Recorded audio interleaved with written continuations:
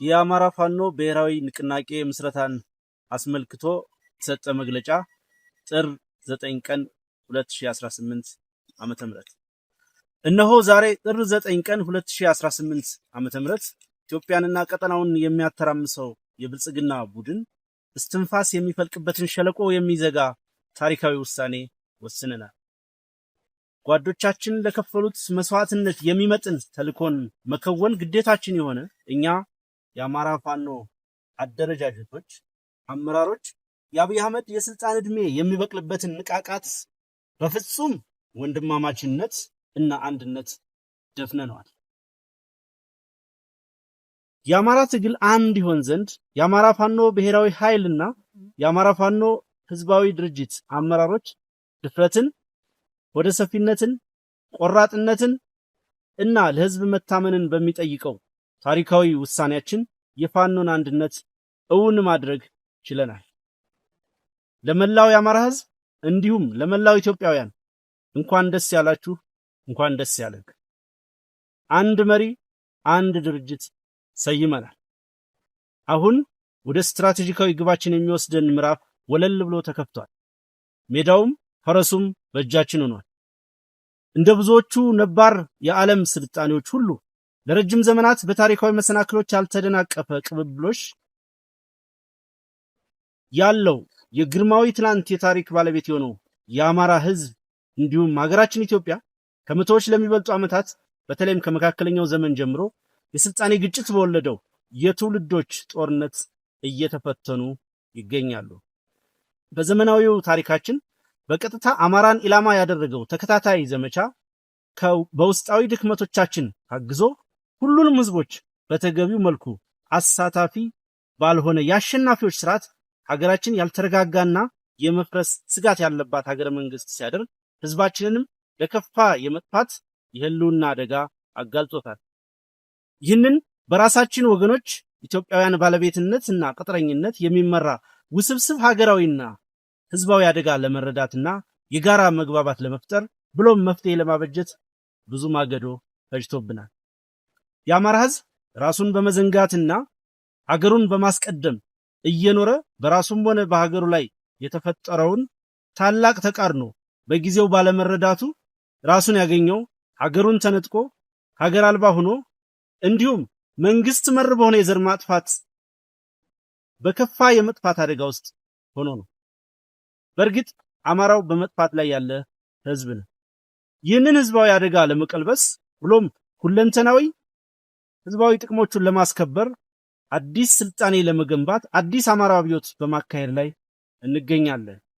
የዚህ ህዝባዊ ቁጣ መነሻ ምክንያት የህልውና አደጋው ቢሆንም አደጋውን ከመቀልበስ ባሻገር ግዙፍ ራዕይ የቀነበበ ህዝባዊና ሀገራዊ እንዲሁም ቀጠናዊና ዓለም አቀፋዊ መሻቶችን ቀርጿል። የአዲሱ የአማራ ሊቅ ራስ ጠል እሳቤና ባህል የህዝባችን ፖለቲካዊ ድብታና ራስን ማግለል፣ በጥገኝነት በራስ ህዝብ ላይ የመቆመር ዝንባሌ፣ ያልተደራጀና የማይተማመን ፖለቲካዊ ማህበረሰብ መፈጠር፣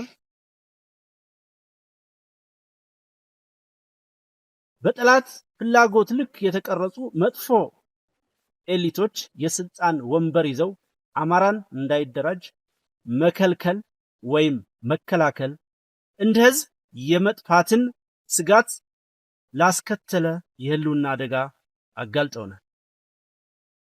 ይህንን የገጠመንን እንደ ህዝብ የመጥፋት አደጋ ለመቀልበስ ስንነሳ ብሎም ለብዙ አስርት ዓመታት ያጣነውን በራስ ሐሳብ መደራጀት ማስመለስ ተከትሎ ከመጥፋት ለመዳን የሚያስችለንን ትግል ማድረግ ችለናል። ትግሉም ስደተኛውን ፖለቲካችንን ህዝባዊ በሆነ እሳቤና አደረጃጀት መሬት ላይ በመትከሉም ሊጸና ችሏል። እንደ ማህበረሰብ ያጋጠመን ውስጣዊ የመበስበስ አደጋ ትግሉ በተፈለገው ፍጥነት እንዳያድግና ወደ ስትራቴጂካዊ አሸናፊነት እንዳያመራ በእጅጉ ፈትነውናል።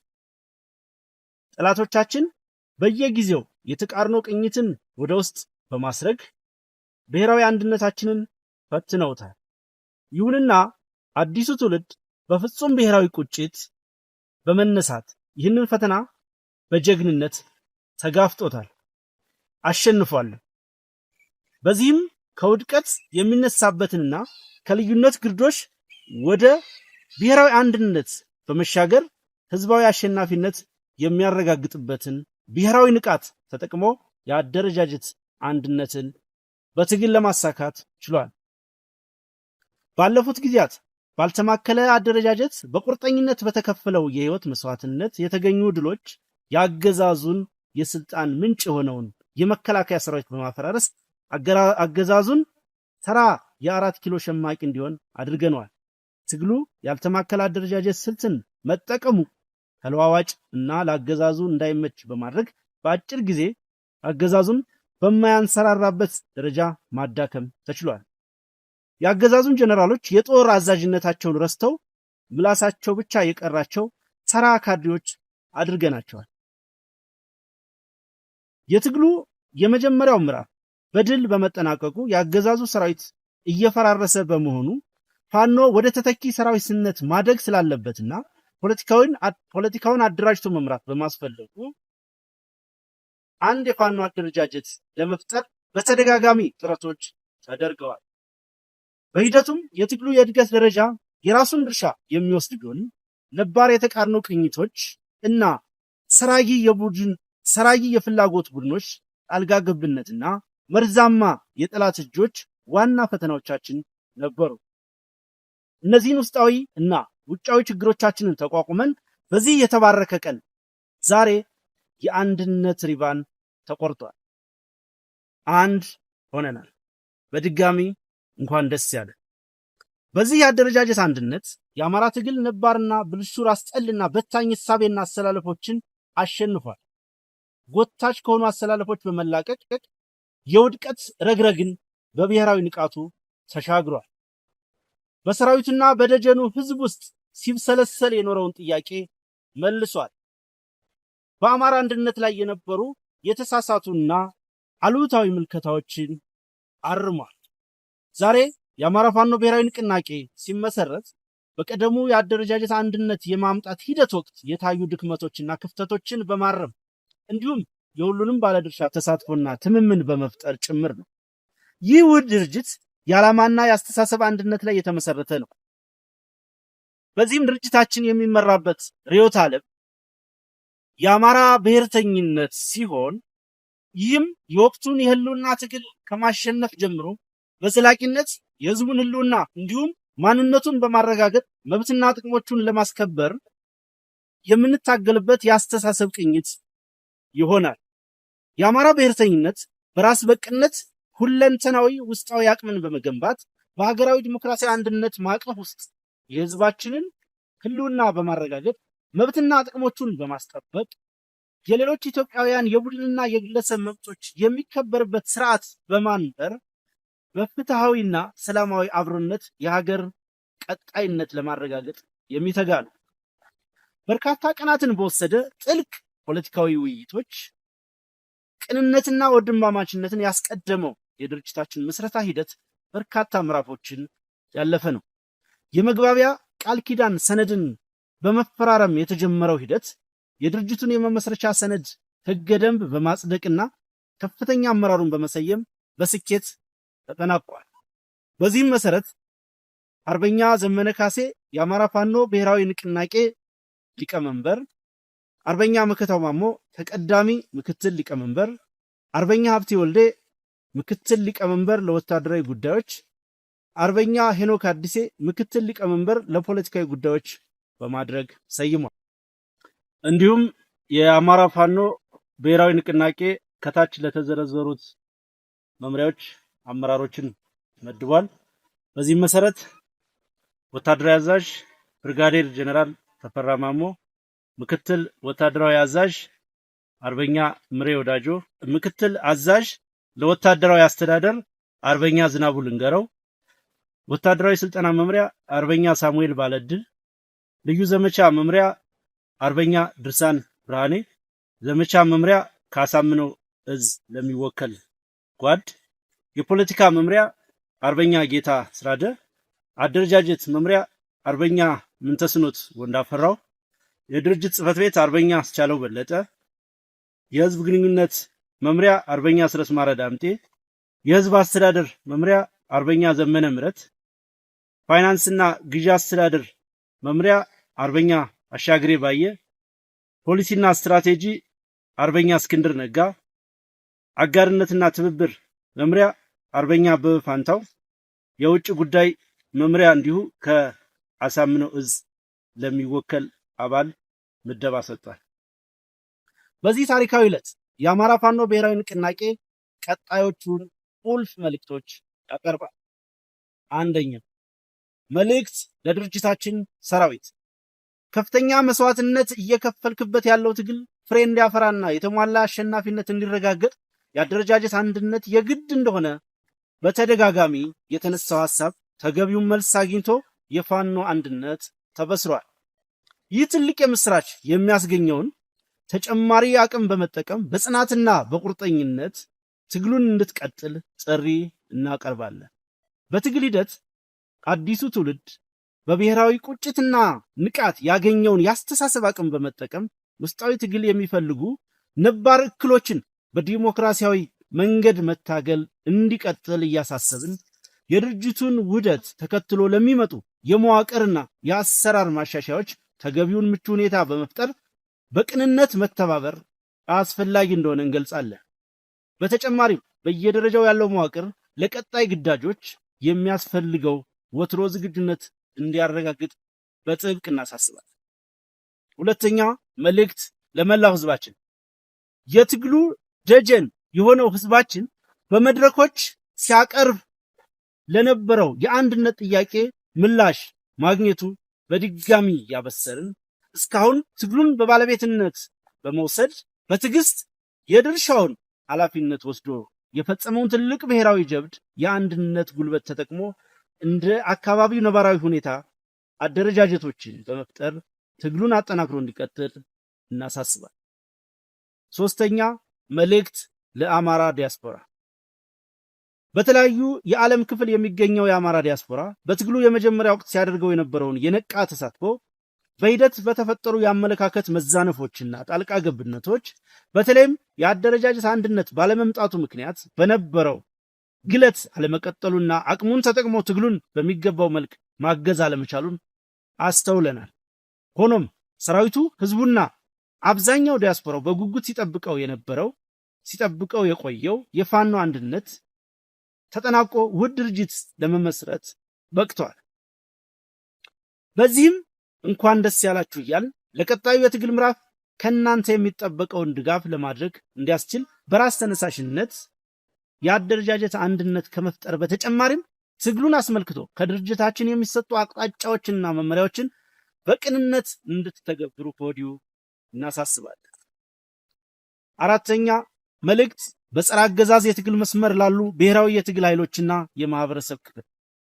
ሀገራችን አሁን ባለችበት ነባራዊ ሁኔታ በይፋ የዘር ፍጅት ያልታወጀበትና የህልውና አደጋ ያላንዣበበበት ኢትዮጵያዊ ወገን አለ ብለን አናምንም። ሁሉም ህዝብ ህልውናው አደጋ ውስጥ ነው። ኢትዮጵያ የገደል ጠርዝ ላይ ናት። በመሆኑም የፋኖ ትግል ለአማራ ህዝብ ህልውና እና ለሌሎች ኢትዮጵያውያን ወገኖችም ጭምር ፖለቲካዊ መዳን ወሳኝ መፍትሄን ያዘለ ነው።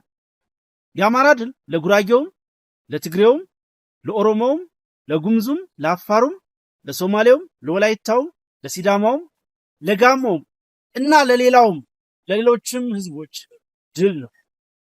በመሆኑም ሁሉም የፖለቲካ ቡድንና ልሂቃን በጋራ በመቆም ለጋራ ጣፋንታ መታገል ይኖርባቸዋል። የዳር ተመልካች መሆን ለወረፋ ጥቃትና ጥፋት ይዳርጋልና። አብይ የአፍሪካ ቀንድ ሹል ቀንድ ነው። ሁሉንም እየወጋ ሁሉንም እያደማ ነው።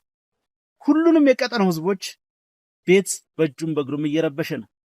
ስለሆነም ዘራፊውን የአብይ አህመድ አገዛዝ ለማስወገድ ኢትዮጵያውያን ወገኖች ብቻ ሳይሆኑ የቀጠናው ኃይሎች መተባበር አለባቸው። ይህን አገዛዝ ለማስወገድና ቀጠናውን ለማረጋጋት የሚደረጉ ትብብሮች በሙሉ ትክክል ናቸው። የቀጠናው ህዝቦች እረፍትና ልማት ይሻሉ፣ ይገባቸውማል። አረመኔው አገዛዝ የሚከተለው ከፋፍሎ የማጥቃት የማስጠቃት ስልት ጊዜያዊ የስልጣን እፎይታ የፈጠረለት ቢሆንም ይህንን በመገንዘብ በትብብር አገዛዙን በማስወገድ ላይ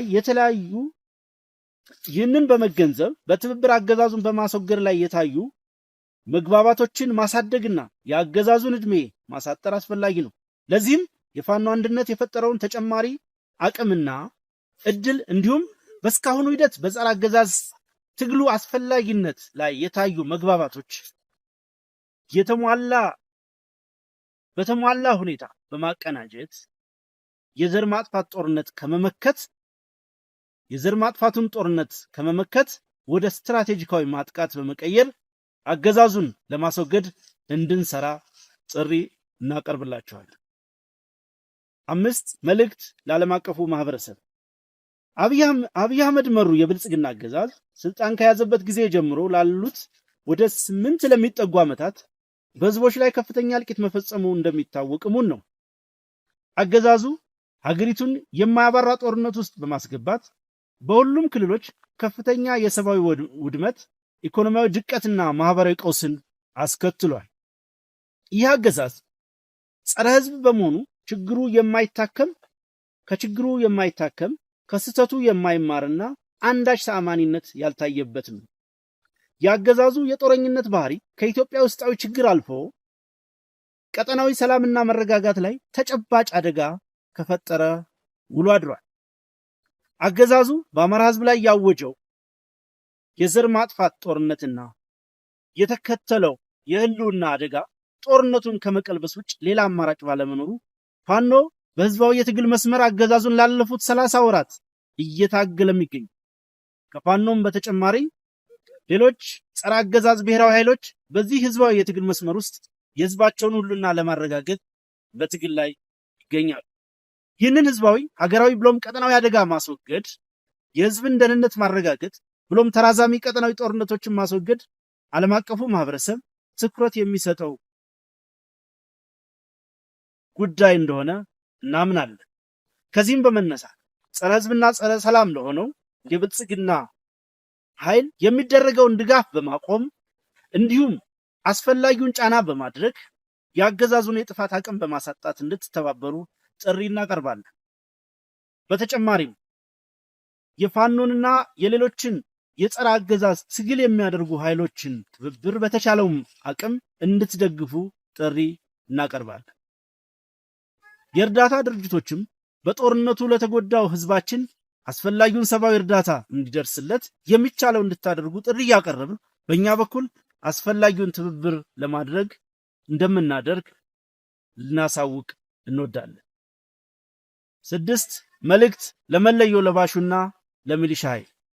የአገዛዙ የስልጣን ምንጭ ህዝብ ሳይሆን የመለዮ ለባሾች ደም እንደሆነ ለእናንተ የተሰወረ አይደለም። አገዛዙ የስልጣን ዕድሜውን እስካራዘመለት ድረስ ለህይወታችሁ ደንታ የሌለው መሆኑም ከእናንተ የተሰወረ አይደለም። የፋኖ ትግል ሁሉም ኢትዮጵያዊ ተከብሮ የሚኖርባት ሀገር መገንባት፣ የእናንተ መለዮ ለባሾች ደህንነትና ክብር ተጠብቆ ሀገራችሁን እንድታገለግሉ የምትከፍሉት የህይወት መስዋዕትነትም ትርጉም እንዲኖረው ማድረግ ነው። ሞታችሁ ለሀገራችሁ ሳይሆን ለአንድ ሰው ደም ለማይጠረቃ አገዛዝ መሆኑን ተረድታችሁ ወደ ፋኖ ትግል እንድትቀላቀሉ ጥሪ እያቀረብን ሙሉ መዋቅራችን ከመቼውም ጊዜ በተለየ እናንተን ለመቀበል ዝግጁ መሆኑን እናረጋግጣለን። የአማራ ፋኖ ብሔራዊ ንቅናቄ ለድርጅታችን ምስረታ ስኬት ለተጉ ሁሉ የላቀ ክብር ያለው መሆኑን እየገለጽ በተለይም ለመላው የአማራ ህዝብና ለሀገር ወዳድ ኢትዮጵያውያን ለማይቋረጠው ልባዊ ድጋፋችሁና ለምክራችሁ ለግሳጼያችሁ እናመሰግናለን። ልፋታችሁ ይህንን አንድነት ወልዷል። ለመላው የፋኖ አባላት ለፍጹም ንጹህ ጓዳዊ ግፊታችሁና አንድነት ናፋቂነታችሁ እናመሰግናለን። የእናንተ የቀን ከሌት ጉትጎታና ውትወታ ባይኖር ሰንፈን የምንዝል አንታጣም ነበር። ደማችሁም ግፊታችሁም ይህንን አንድነት ወልዷል። ለመላው የሁለቱ ድርጅት አመራሮች በተለይ በዚህኛው የአንድነት ሂደት ላሳያችሁት አመራርና ቁርጠኝነት ከፍተኛ ክብርና ምስጋና ይገባችኋል። በተለይም የአንድነት ሂደቱን ያሳለጣችሁ የሁለቱ ድርጅቶች የቴክኒካል ኮሚቴ አባላት እጅግ ታላቅ ክብር ይገባችኋል። ያሳያችሁት የአመራር ብቃት፣ ጥበብና መፍትሄ አፍላቂነት ልዩ ነበር። ሂደቱን ለታዘቡ ሽማግሌዎች በልዑል አስፋወሰን አስራተ ካሳ የሚመራው እና አምባሳደር ብርሃነ መስቀል ነጋ እና ሻለቃ ዳዊት ወልደ ጊዮርጊስን ጨምሮ 7 አባላትን ያካተተው የታዛቢዎች ቡድን ሂደቱን በገለልተኛነት በመከታተል ቴክኒካል ኮሚቴው በጠየቃቸው ጊዜ ሁሉ ደግሞ የመፍትሄ ሐሳብ በማቅረብ ላደረጉት አስተዋጽኦ ታላቅ ክብርና ምስጋና እናቀርባለን። በመጨረሻም ድርጅቱን ለማዋለድ ከተከፈለው መስዋዕትነት ባልተናነሰ መልኩ ድርጅቱን በዘላቂነት ለማጽናት የሚገጥሙ ፈተና በመሆኑ ሁሉም የፖለቲካ ቡድንና ልሂቃን በጋራ በመቆም ለጋራ ጣፋንታ መታገል ይኖርባቸዋል። የዳር ተመልካች መሆን ለወረፋ ጥቃትና ጥፋት ይዳርጋልና። አብይ የአፍሪካ ቀንድ ሹል ቀንድ ነው። ሁሉንም እየወጋ ሁሉንም እያደማ ነው። ሁሉንም የቀጠናው ህዝቦች ቤት በእጁም በእግሩም እየረበሸ ነው። ስለሆነም ዘራፊውን የአብይ አህመድ አገዛዝ ለማስወገድ ኢትዮጵያውያን ወገኖች ብቻ ሳይሆኑ የቀጠናው ኃይሎች መተባበር አለባቸው። ይህን አገዛዝ ለማስወገድና ቀጠናውን ለማረጋጋት የሚደረጉ ትብብሮች በሙሉ ትክክል ናቸው። የቀጠናው ህዝቦች እረፍትና ልማት ይሻሉ፣ ይገባቸውማል። አረመኔው አገዛዝ የሚከተለው ከፋፍሎ የማጥቃት የማስጠቃት ስልት ጊዜያዊ የስልጣን እፎይታ የፈጠረለት ቢሆንም ይህንን በመገንዘብ በትብብር አገዛዙን በማስወገድ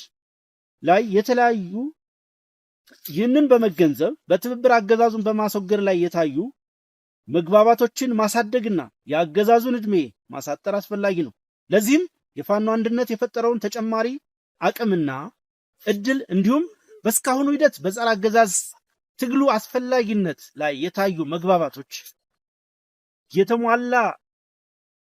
በተሟላ ሁኔታ በማቀናጀት የዘር ማጥፋቱን ጦርነት ከመመከት ወደ ስትራቴጂካዊ ማጥቃት በመቀየር አገዛዙን ለማስወገድ እንድንሰራ ጥሪ እናቀርብላችኋለን። 5 መልእክት ለዓለም አቀፉ ማህበረሰብ። አብይ አህመድ መሩ የብልጽግና አገዛዝ ስልጣን ከያዘበት ጊዜ ጀምሮ ላሉት ወደ 8 ለሚጠጉ ዓመታት በህዝቦች ላይ ከፍተኛ እልቂት መፈጸሙ እንደሚታወቅ እሙን ነው። አገዛዙ ሀገሪቱን የማያባራ ጦርነት ውስጥ በማስገባት በሁሉም ክልሎች ከፍተኛ የሰብአዊ ውድመት፣ ኢኮኖሚያዊ ድቀትና ማህበራዊ ቀውስን አስከትሏል። ይህ አገዛዝ ጸረ ህዝብ በመሆኑ ከችግሩ የማይታከም ከስህተቱ የማይማርና አንዳች ተአማኒነት ያልታየበት ነው። የአገዛዙ የጦረኝነት ባህሪ ከኢትዮጵያ ውስጣዊ ችግር አልፎ ቀጠናዊ ሰላምና መረጋጋት ላይ ተጨባጭ አደጋ ከፈጠረ ውሎ አድሯል። አገዛዙ በአማራ ህዝብ ላይ ያወጀው የዘር ማጥፋት ጦርነትና የተከተለው የህልውና አደጋ ጦርነቱን ከመቀልበስ ውጭ ሌላ አማራጭ ባለመኖሩ ፋኖ በህዝባዊ የትግል መስመር አገዛዙን ላለፉት 30 ወራት እየታገለም ይገኛል። ከፋኖም በተጨማሪ ሌሎች ጸረ አገዛዝ ብሔራዊ ኃይሎች በዚህ ህዝባዊ የትግል መስመር ውስጥ የህዝባቸውን ሁሉና ለማረጋገጥ በትግል ላይ ይገኛሉ። ይህንን ህዝባዊ ሀገራዊ ብሎም ቀጠናዊ አደጋ ማስወገድ፣ የህዝብን ደህንነት ማረጋገጥ ብሎም ተራዛሚ ቀጠናዊ ጦርነቶችን ማስወገድ ዓለም አቀፉ ማህበረሰብ ትኩረት የሚሰጠው ጉዳይ እንደሆነ እናምናለን። ከዚህም በመነሳት ጸረ ህዝብና ጸረ ሰላም ለሆነው የብልጽግና ኃይል የሚደረገውን ድጋፍ በማቆም እንዲሁም አስፈላጊውን ጫና በማድረግ የአገዛዙን የጥፋት አቅም በማሳጣት እንድትተባበሩ ጥሪ እናቀርባለን። በተጨማሪም የፋኖንና የሌሎችን የጸረ አገዛዝ ትግል የሚያደርጉ ኃይሎችን ትብብር በተቻለውም አቅም እንድትደግፉ ጥሪ እናቀርባለን። የእርዳታ ድርጅቶችም በጦርነቱ ለተጎዳው ህዝባችን አስፈላጊውን ሰብአዊ እርዳታ እንዲደርስለት የሚቻለው እንድታደርጉ ጥሪ እያቀረብን በእኛ በኩል አስፈላጊውን ትብብር ለማድረግ እንደምናደርግ ልናሳውቅ እንወዳለን። 6 መልእክት ለመለዮ ለባሹና ለሚሊሻ ኃይል። የአገዛዙ የስልጣን ምንጭ ህዝብ ሳይሆን የመለዮ ለባሾች ደም እንደሆነ ለእናንተ የተሰወረ አይደለም። አገዛዙ የስልጣን ዕድሜውን እስካራዘመለት ድረስ ለህይወታችሁ ደንታ የሌለው መሆኑም ከእናንተ የተሰወረ አይደለም። የፋኖ ትግል ሁሉም ኢትዮጵያዊ ተከብሮ የሚኖርባት ሀገር መገንባት የእናንተ መለዮ ለባሾች ደህንነትና ክብር ተጠብቆ ሀገራችሁን እንድታገለግሉ የምትከፍሉት የህይወት መስዋዕትነትም ትርጉም እንዲኖረው ማድረግ ነው። ሞታችሁ ለሀገራችሁ ሳይሆን ለአንድ ሰው ደም ለማይጠረቃ አገዛዝ መሆኑን ተረድታችሁ ወደ ፋኖ ትግል እንድትቀላቀሉ ጥሪ እያቀረብን ሙሉ መዋቅራችን ከመቼውም ጊዜ በተለየ እናንተን ለመቀበል ዝግጁ መሆኑን እናረጋግጣለን። የአማራ ፋኖ ብሔራዊ ንቅናቄ ለድርጅታችን ምስረታ ስኬት ለተጉ ሁሉ የላቀ ክብር ያለው መሆኑን እየገለጽ በተለይም ለመላው የአማራ ህዝብና ለሀገር ወዳድ ኢትዮጵያውያን ለማይቋረጠው ልባዊ ድጋፋችሁና ለምክራችሁ ለግሳጼያችሁ እናመሰግናለን። ልፋታችሁ ይህንን አንድነት ወልዷል። ለመላው የፋኖ አባላት ለፍጹም ንጹህ ጓዳዊ ግፊታችሁና አንድነት ናፋቂነታችሁ እናመሰግናለን። የእናንተ የቀን ከሌት ጉትጎታና ውትወታ ባይኖር ሰንፈን የምንዝል አንታጣም ነበር። ደማችሁም ግፊታችሁም ይህንን አንድነት ወልዷል። ለመላው የሁለቱ ድርጅት አመራሮች በተለይ በዚህኛው የአንድነት ሂደት ላሳያችሁት አመራርና ቁርጠኝነት ከፍተኛ ክብርና ምስጋና ይገባችኋል። በተለይም የአንድነት ሂደቱን ያሳለጣችሁ የሁለቱ ድርጅቶች የቴክኒካል ኮሚቴ አባላት እጅግ ታላቅ ክብር ይገባችኋል። ያሳያችሁት የአመራር ብቃት፣ ጥበብና መፍትሄ አፍላቂነት ልዩ ነበር። ሂደቱን ለታዘቡ ሽማግሌዎች በልዑል አስፋወሰን አስራተ ካሳ የሚመራው እና አምባሳደር ብርሃነ መስቀል ነጋ እና ሻለቃ ዳዊት ወልደ ጊዮርጊስን ጨምሮ 7 አባላትን ያካተተው የታዛቢዎች ቡድን ሂደቱን በገለልተኛነት በመከታተል ቴክኒካል ኮሚቴው በጠየቃቸው ጊዜ ሁሉ ደግሞ የመፍትሄ ሐሳብ በማቅረብ ላደረጉት አስተዋጽኦ ታላቅ ክብርና ምስጋና እናቀርባለን። በመጨረሻም ድርጅቱን ለማዋለድ ከተከፈለው መስዋዕትነት ባልተናነሰ መልኩ ድርጅቱን በዘላቂነት ለማጽናት የሚገጥሙ ፈተናዎችን ለማሸነፍ ከላይ የተጠቀሳችሁ እና ሌሎች ባለድርሻ አካላት ገንቢ ሚና እንድትጫወቱ ታሪካዊ ጥሪያችንን እናቀርባለን። ጥር 9 ቀን 2018 ዓመተ ምህረት የአማራ ፋኖ ብሔራዊ ንቅናቄ የህዝብ ግንኙነት መምሪያ። ሌላው ከዚህ መግለጫ በኋላ የሚደረጉ ለህዝብ ይፋ የሚደረጉ የህዝብ ግንኙነት ጉዳዮችን አስመልክቶ የተዘጋጀ መርሃ ግብር ስላለ ሚዲያዎች እና መላው ህዝብ እንዲያውቀው በዛ መሰረት ነው ሂደቶች የሚከናወኑት። በመሆኑም ዛሬ ጥር 9 ቀን 2018 ዓ.ም እንዲህ መግለጫ ለህዝብ ከተሰራጨ በኋላ በነገው ዕለት ከዚህ በፊት ትግሉን እዚህ ያደረሱ የእዝ ከፍተኛ አመራሮች ነገ በዝርዝር ይፋ እናደርጋለን። እንዲሁም የአዲሱ ድርጅት ከፍተኛ አመራሮች እንኳን ደስ አላችሁ መልእክትና ስለ ድርጅቱ ምስረታ አስመልክቶ የሚሰጡት ማብራሪያ ይኖራል። ለዚህ የህዝብ ግንኙነቱ መምሪያው ሁኔታዎችን ያመቻቻል ማለት ነው። ከዛ በኋላ በሚኖሩት ጊዜያት ደግሞ ይህንን ሂደት በገለልተኛነት ሲከታተሉ የቆዩ ታዛቢ ሽማግሌዎችና የቴክኒካል ኮሚቴ አባላቱ ስለ ድርጅት ምስረታ ሂደቱ ለህዝብ ይፋ ያደርጋሉ። በሚቀጥሉት ቀናት በውጭ ለሚገኙ ሚዲያዎች፣ ለኤምባሲዎችና ሌሎች ለሚመለከታቸው አካላት የድርጅቱ የሚመለከታቸው የመምሪያ ኃላፊዎች ማብራሪያ ያቀርባሉ ማለት ነው። እጅግ በጣም አመሰግናለሁ።